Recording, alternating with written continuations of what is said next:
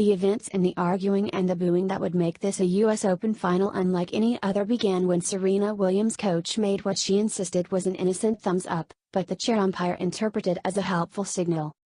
It was the second game of the second set Saturday, in a packed Arthur Ashe Stadium, and Williams' bid for a record-tying 24th Grand Slam title already was in real trouble because she was being outplayed by first-time major finalist Naomi Osaka. Chair umpire Carlos Ramos warned Williams for getting coaching during a match, which isn't allowed.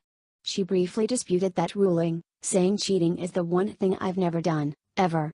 A few games later, Williams received another warning, this time for smashing her racket, and that second violation cost her a point, drawing more arguing. Eventually, Williams called Ramos a thief, drawing a third violation, and costing her a game. I felt, at one point, bad, because I'm crying and she's crying.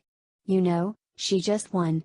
I'm not sure if they were happy tears or they were just sad tears, because of the moment.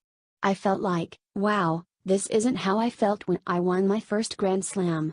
I was like, wow, I definitely don't want her to feel like that, said Williams, who missed last year's US Open because her daughter, Olympia, was born during the tournament.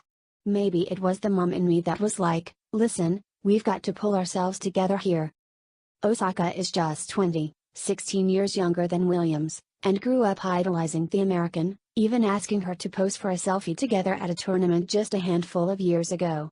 Their age difference was the second widest gap between women's finalists at a slam in the professional era.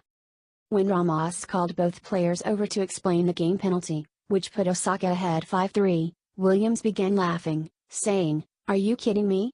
Then she asked to speak to tournament referee Brian Early, who walked onto the court along with a Grand Slam supervisor.